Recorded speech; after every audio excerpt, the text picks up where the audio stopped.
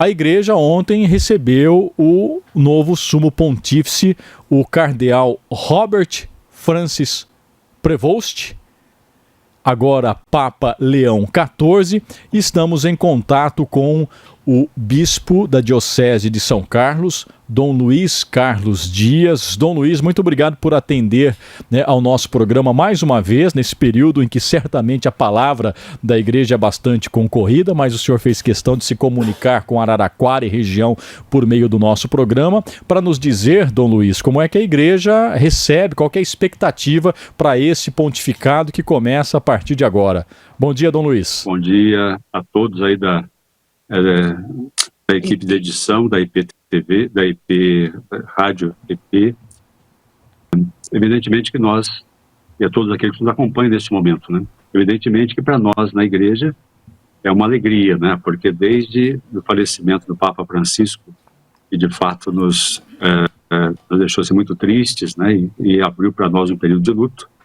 Agora, então, nós olhamos para a função de Pedro, para o trono de Pedro, e não o vemos mais vazio, né? Algo realmente que também nos entristecia muito, porque a figura de Pedro é muito importante, né? Se trata daquele para o qual Jesus disse, olha, tu és Pedro, né? Mudou o nome dele de Simão para Pedro e disse, olha, tu és essa rocha, uma rocha, sobre a qual edificaria a minha igreja, né? Então a função de Pedro para nós é importantíssima para nos conduzir, né, para que a igreja possa então cumprir a sua missão de testemunhar a boa nova, de anunciar o evangelho e apontar caminhos de justiça e salvação para todos. Então foi com grande alegria que recebemos a notícia do novo Papa.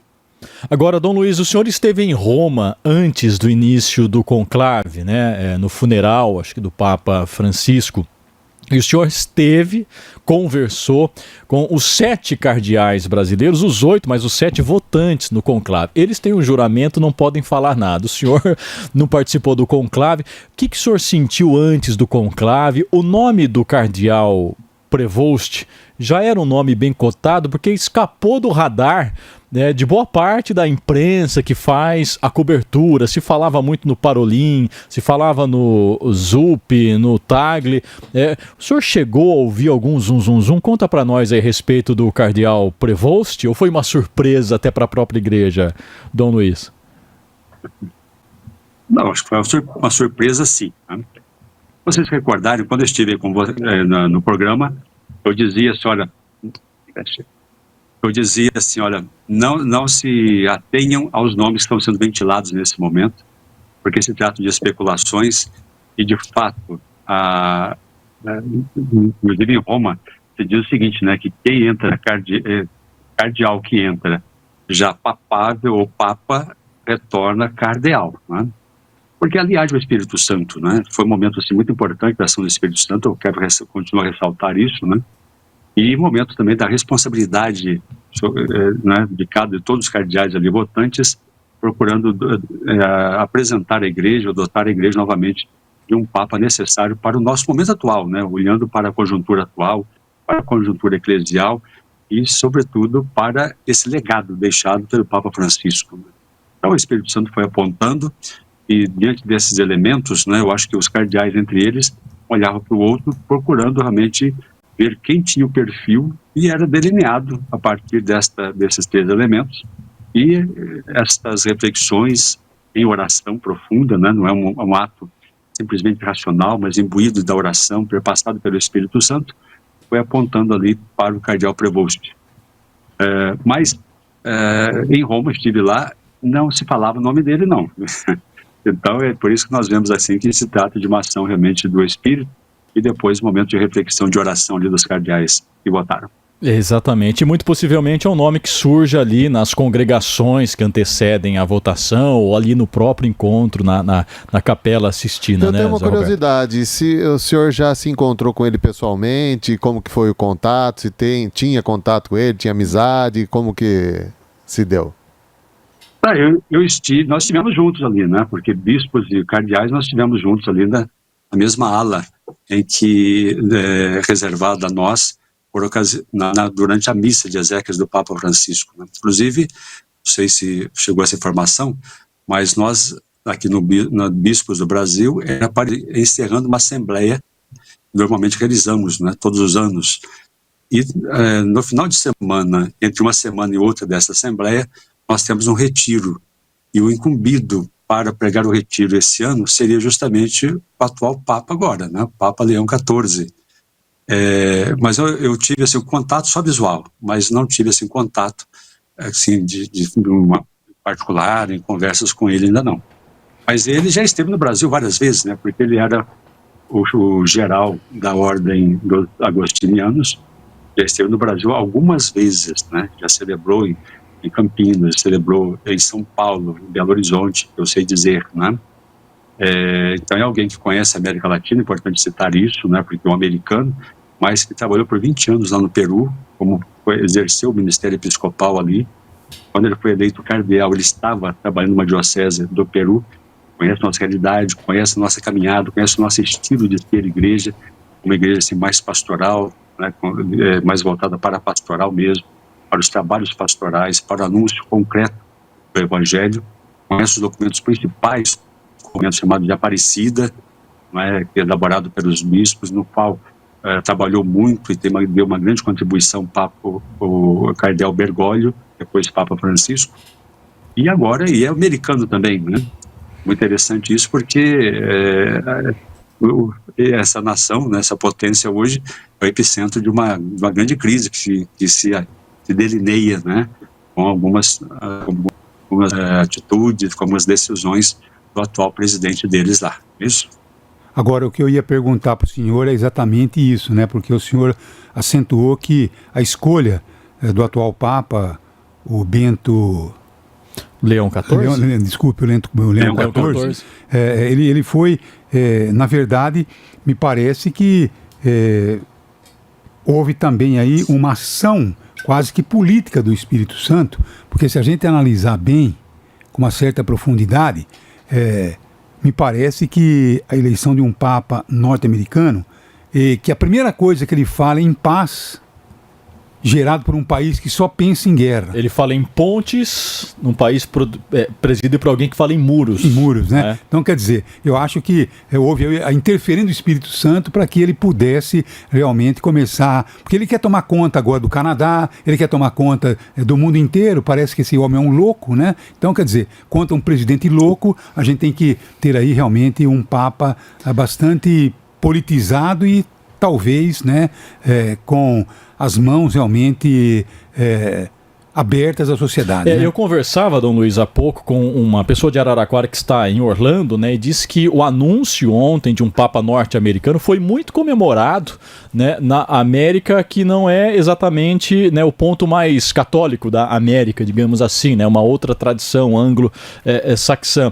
Mas o Papa Leão passa a ser agora uma voz de contraponto, né, a esse radicalismo político, que ele é menos inclusivo, menos aceito as diferenças. O senhor enxerga dessa forma também? Mas o Trump já se antecipou, já cumprimentou o Papa, né? Não, porque ele não leu o que o Papa já escreveu. Protocolar e também começou talvez a fazer uma reflexão em torno dele, né? Porque sabe que vem chumbo por aí, né? O chumbo com o título da paz, né? Pois não, Dom Luiz? Então, justamente, né? É aí que nós vemos, né, que o Papa foi escolhido. Eu gosto de cuidar desses 3 elementos, né?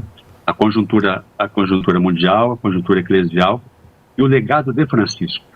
Por isso, esse novo Papa escolhido, ele tem realmente essas características para dar continuidade ao legado do Papa Francisco, apontando para o caminho da justiça, o caminho, e lembra que o Papa Francisco se tornou assim alguém que estava sempre em função, como foi, digamos assim, terminou seu pontificado como defensor daqueles mais fracos, daqueles que estão migrantes, que muitas vezes encontram barreiras, encontram muros, não é? Um crítico do nosso sistema atual que gera pobreza, não é? Ao passo que poucos ganham muito. Existe, por exemplo, do ponto de vista dos trabalhadores hoje, uma realidade assim, de precarização do trabalho, diminuição dos postos de trabalho, ou seja, tem uma grande parcela da população que sofre hoje, né? Até mesmo para ter o pão necessário na sua mesa, né? Aquilo que é básico, né? Que é justo e necessário, né? Então ele vem realmente com essa proposta de continuar por essa via de Francisco e convidando todos a integrarem-se nesta via, né? Então, digamos assim, é alguém imbuído do Espírito Santo, e a nossa palavra tem sim implicação, um chamado de conversão, do ponto de vista de político e aos políticos também, né? Porque essa via da justiça é a única que de fato gera vida, porque o projeto de Deus para nós é para que se gere vida e vida e abundância para todos, incluindo a todos, né? Que haja distribuição de riqueza para todos, né? Então, do ponto de vista da doutrina, se trata de algo muitas vezes revolucionário, que incomoda muito alguns que tendem a olhar só para si, né? Por exemplo, os americanos hoje, eles têm uma doutrina chamada American First, não é isso? Então, isso não é inclusivo e, ao contrário, ajuda a fechar mundos, tentar tornar ali uma ilha paradisíaca, mas isso é impossível, né? O Papa Francisco nos lembrava que nos salvamos juntos, né? Salvamos todos juntos, e não só tomando uma barca sozinho, aqui procurando desvincular, desvencilhar-se dos problemas, das dificuldades demais, né? Ou seja, a solidariedade e a fraternidade é o que de fato gera salvação e essa vida e abundância conforme o projeto do Pai para todos nós. Dom Luiz, Papa Francisco era jesuíta. Ontem o Papa Leão XIV se declarou agostiniano, ou seja, seguidor de Santo Agostinho, considerado doutor da Igreja.